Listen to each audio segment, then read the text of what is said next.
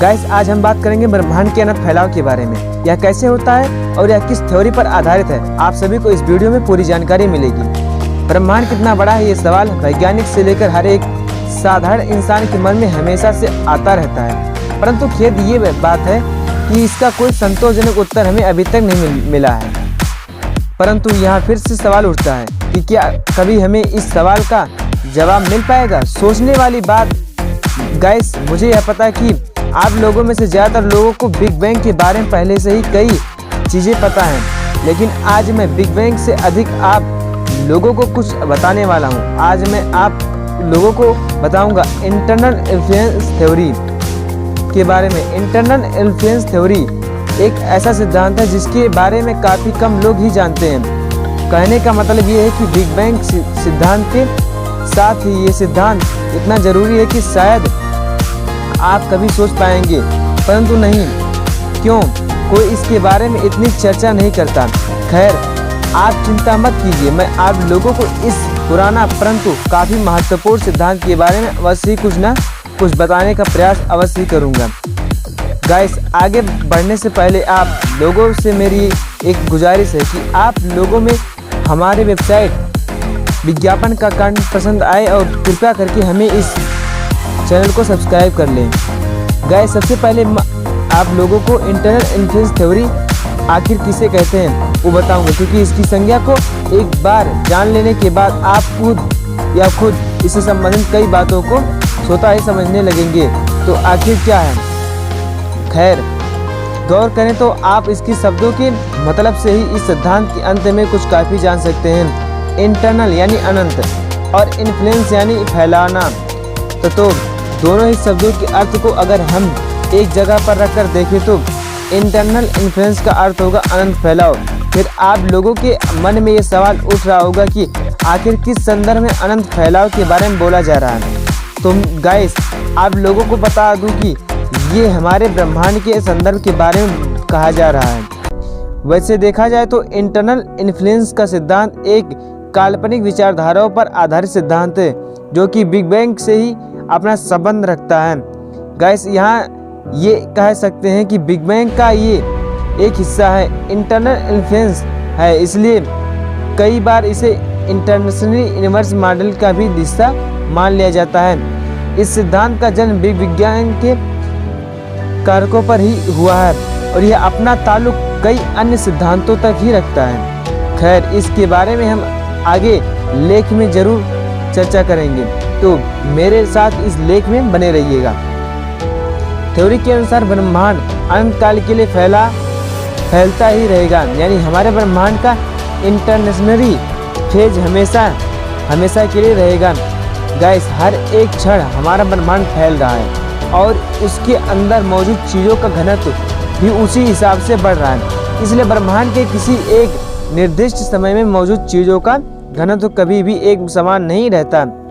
यही वजह है कि इंटरनल इन्फ्लुएंस थ्योरी हमारे ब्रह्मांड को अनंत बनाकर मल्टीवर्स में बदल देता है। वैसे आपको मल्टीवर्स के बारे में पता है। मल्टीवर्स माने कई सारे ब्रह्मांडों के मिलने से बनने वाला एक विशाल का ब्रह्मांड, जिसके आकार के बारे में सोचना भी हमारे लिए एक सपने की तरह ही है। वैसे सबसे पहले ऐसे ब्रह्मांड की परिकल्पना साल 1983 में पाउल स्टैंटहरी और अलेक्जेंडर बेलिकिन के द्वारा किया जाने लगा।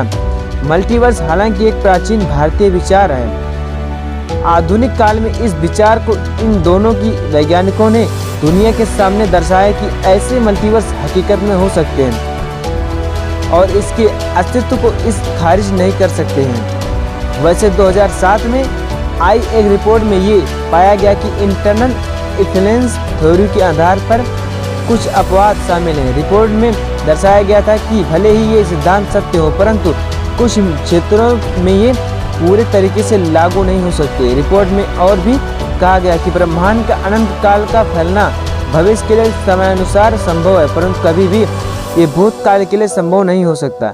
ऐसे में दुनिया भर के वैज्ञानिकों का ध्यान इस विषय पर और भी अधिक पड़ने लगा। गाइस, इस सिद्धांत का सबसे पहली नींव साल 1979 को रखी जाती है। उस समय को वैज्ञानिक ब्रह्मांड के चपेट और एक रूपता के ऊपर अध्ययन कर रहे होते हैं। तब वैज्ञानिकों को लगता है कि बिग बैंग के तुरंत बाद हमारा ब्रह्मांड क्रमागत रूप से कई बार फैलने लगता है। वैसे उनके अनुसार इस फैलाव के लिए लगने वाली ऊर्जा प्लस वैक्यूम से ही आती है।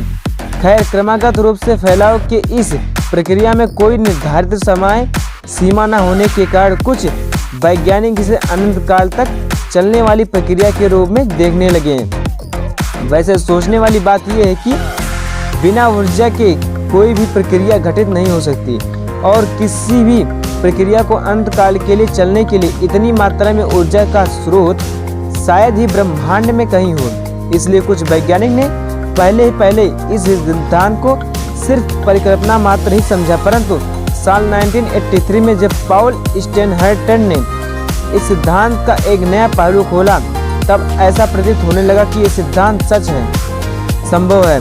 उन्होंने दर्शाया कि ब्रह्मांड का फैलना एक आकस्मिक प्रक्रिया न होकर एक स्लो रोल प्रक्रिया है। धीमी प्रक्रिया के कारण ब्रह्मांड के फैलाव में कोई दिक्कत नहीं है। इसके अलावा इस प्रक्रिया के लिए लगने वाली ऊर्जा भी आसमान से आसानी से उपलब्ध हो सकती है।